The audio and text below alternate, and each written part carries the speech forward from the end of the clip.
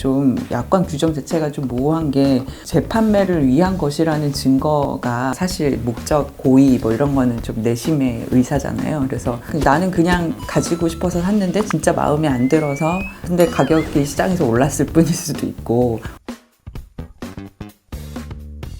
리셀이나 되팔이 네. 하는 거 들어보신 적 있나요?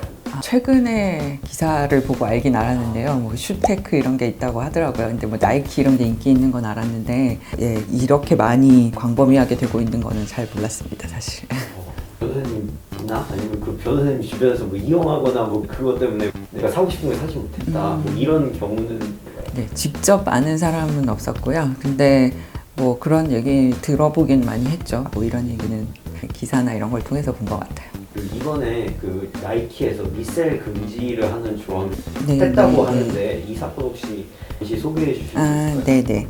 저도 기사를 보고 알게 되긴 했는데요.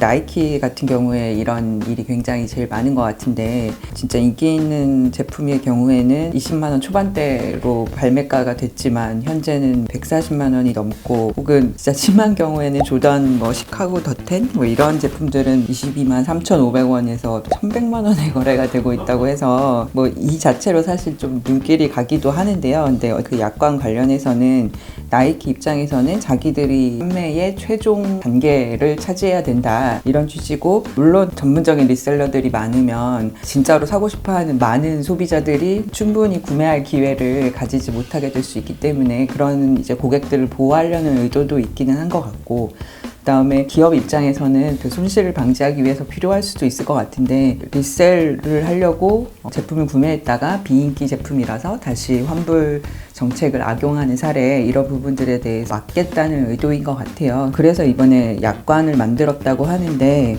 구매나 주문이 재판매를 위한 것이라는 증거가 있을 경우, 리셀 목적으로 이제 판단될 경우 재량으로 구매 또는 주문을 막기 위한 조치를 취해서 판매도 제한할 수 있고 주문 취소시키고 그리고 그 고객의 계정을 정지시키고 뭐 이런 부분들을 약관으로 규정을 하고, 그리고 또 환불과 반품을 거절할 수 있는 약관도 또 추가가 됐다고 합니다. 그 앞으로 이런 부분에 대해서 나이키 입장에서는 되게 강력하게 방어를 하겠다는 의도인 것 같아요.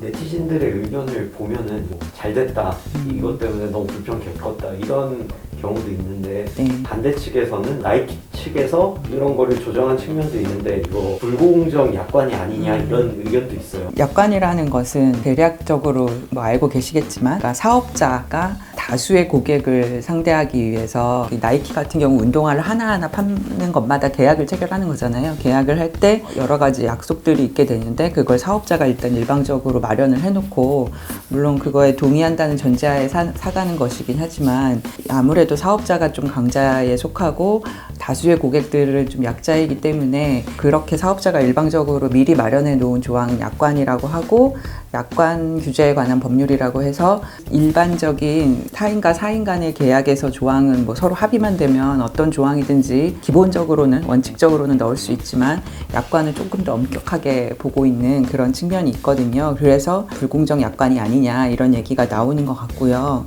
근데 사실 지금 상태로서는 제가 봤을 때는 좀 약관 규정 자체가 좀 모호한 게 재판매를 위한 것이라는 증거가 사실 어떻게 판단할 것인지, 그 약관 규제에 관한 법률에서도 이게 고객에게 불리하게 해석될 수도 있고 사업자 쪽에도 불리하게 해석될 수 있고, 모호할 경우에는 작성자, 그러니까 그 약관을 마련한 사업자한테 불이익하게 해석한다라는 조항이 있거든요. 그렇게 보면 이걸 일단 모호하다고 보면 증거가 있다는 것을 굉장히 엄격하게 해석해야 될 거고, 나이키 입장에서 저 사람 재판매를 위한 것으로 보인다, 이러이런 정황상이라고 주장을 했는데 이게 만약에 법적 분쟁이 됐다 그러면 그 정도 수준의 증거가 있다고 보는 것은 불공정하기 때문에 고객 쪽에 유리하게 판단을 해서 이 정도로는 부족하다, 물론 그 증거가 무엇이냐에 따라서 다르겠지만요, 그렇게 판단이 되지 않을까라는 생각이 들고요. 그러니까 그 약관 자체가 완전히 불공정해서 완전 무효 이렇다기보다는 제가 볼 때 법률적으로 분쟁이 생겼을 경우에는 그 애매한 부분을 고객에게 유리하게 해석하는 게 기본 원칙이기는 하다. 그래서 나이키가 생각한 대로의 효력이 완전히 강력하게 발휘되지는 못할 수는 있다, 이렇게 생각이 됩니다.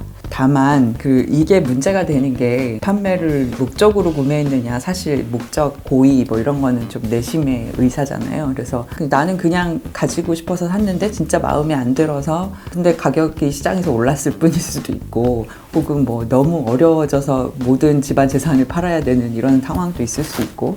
근데 물론 그런 경우까지 막겠다는 의도는 아닌 것 같기는 한데, 그래서 굉장히 모호한 부분이 있기 때문에 그래서 이제 결국 해석의 문제로 돌아갈 것 같습니다. 어떤 절차를 진행해서 이의를 제기할 수 있는지. 제일 좋은 거는 보통 한 몇 번은 뭐 이거를 그런 경우가 아니라고 어필을 해보고 안 됐을 때 문제가 되겠죠. 그러니까 진짜로 리셀 목적으로 산 게 아니었다거나, 그 경우에는 이제 좀 소명을 해서 다퉈야 될 문제인 것 같고, 어느 정도 리셀은 가능한 거 아니냐, 이 부분을 왜 함부로 막고 무조건 판매를 못하게 하느냐, 이런 부분에 대해서는 사실 그런 항의를 한다는 것만으로 회사 측에서 입장을 바꿀 것 같진 않고요. 한 명이라도 물론 진행을 할 수 있지만 다수의 사례가 있으면은 훨씬 낫긴 하니까, 같은 상황에 있는 중고품을 거래하는 곳이라던가, 사실 이렇게 되면은 리셀을 많이 다루는 그런 플랫폼들도 따로 있잖아요. 그래서 거기도 사실 같이 걸릴 수 있는 문제일 것 같기는 하고, 근데 그런 플랫폼을 이용하는 고객들이 굉장히 많으니까 그분들이 이런 불공정 약관을 이유로 판매를 거부하는 것, 혹은 사후에 일방적인 판단으로 계정이 중단되는 것, 이런 부분들에 대해서 같이 모아서 이 무효를 주장하고, 한번 거부한 상황이 발생했다면 그 부분에 대해서 뭐 손해배상을 청구하고 이런 게 가능할 것 같습니다.